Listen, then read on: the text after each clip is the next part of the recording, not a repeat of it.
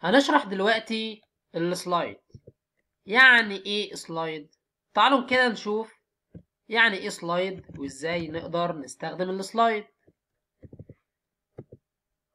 في عندي ده السلايد، وتعالوا نشوف كده ازاي نقدر نستخدم السلايد. في عندي سلايد اب، وفي عندي سلايد داون.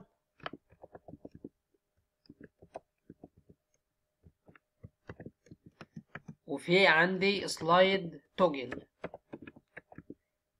يبقى عندي سلايد اب، عندي سلايد داون، عندي سلايد توجل. سلايد اب ده برضه العنصر لو ظاهر بنخفيه، سلايد داون لو العنصر مخفي بنظهره، سلايد توجل لو العنصر مخفي بنظهره، لو ظاهر بنخفيه. واضح جدا ان السلايد اب شبيه بالفيد اوت، شبيه بالهايت، والسلايد داون شبيه بالفيد ان، شبيه بالشو، والسلايد توجل شبيه بالفيد توجل، شبيه بالتوجل. تعالوا كده نعمل كرييت لعنصر. نقول هنا عندي div، وهسيب العنصر ده فاضي خالص، وهديله بس كلاس او اي دي، وليكن اديله كلاس. اقول له هنا my div، وهاجي للعنصر ده هقول له ان الماي div هياخد ويتس وليكن 300 بكسل، هياخد هايت وليكن 300 بكسل، يبقى هياخد ويتس 300 بكسل، وهياخد هايت نخلينا 200 بكسل افضل. وهنقول هنا background color اللون الريد مثلا يعني. طيب تعال نشوف العنصر ده. العنصر بتاعنا اهوت. تعال نعمل saving. طبعا العنصر ده هو كلاس مش اي دي، العنصر ظهر معي. طيب انا دلوقتي عايز اخفي العنصر عن طريق السلايد اب.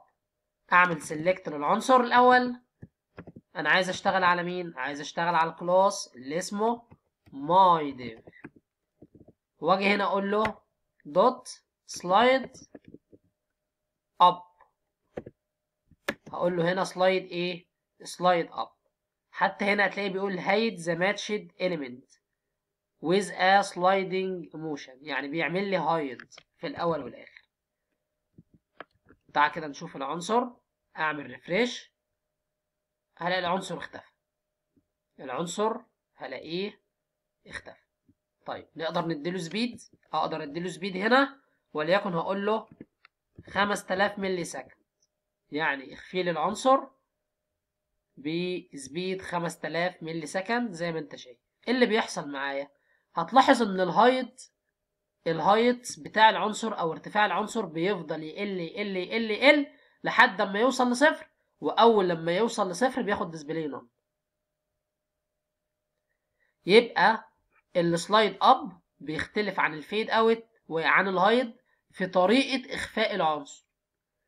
في الهايت كان بيخفي لي العنصر عن طريق الويتس والهايت والبادنج والاوباسيتي، لكن الفيد كان عن طريق الاوباسيتي فقط. لكن السلايد اب عن طريق الهايت فقط، بيخفي لي العنصر عن طريق الهايت الخاص بالعنصر. تعال كده نعمل ريفريش. العنصر هو بيبدأ يختفي، الهايت يقل يقل يقل لحد اما الهايت يوصل لصفر.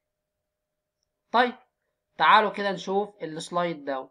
لو جينا دلوقتي ادينا العنصر ده نقول له display none، وهاجي اعمل للكلام ده كده كومنت مش عايزه، واجي اعمل هنا ريفريش. العنصر خلاص هو واخد display none مخفي. طب انا عايز بقى اظهره عن طريق السلايد، فهاجي اقول له الديف بتاعي سيلكت الديف الاول، خلاص احنا عملنا له سيلكت، وهقول له هنا سلايد ايه؟ سلايد داون. سلايد داون كام؟ 5000. طيب تعالوا كده نشوف، نعمل ريفريش،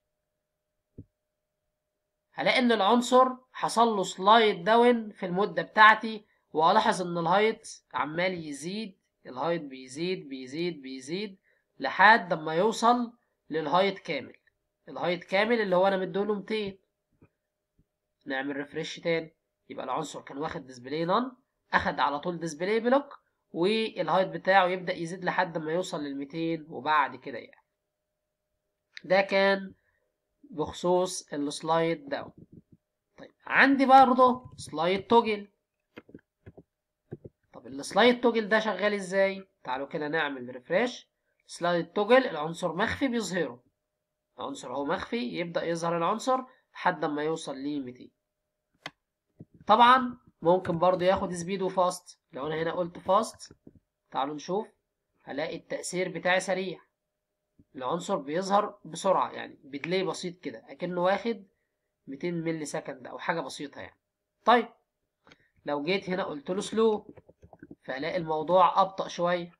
تعالوا نعمل ريفريش، هلاقي ان ان العنصر بيحصل له سلايد ابطأ شوية.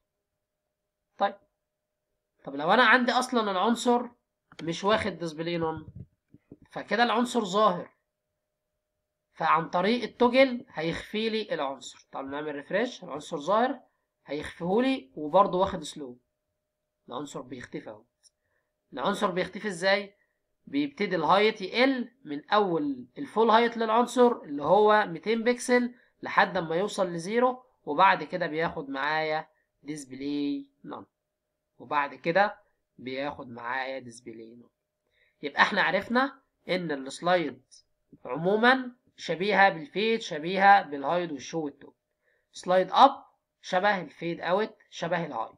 سلايد داون شبه الفيد ان، شبه الشو. سلايد توجل شبيه بالفيد توجل، شبيه بالتوجل.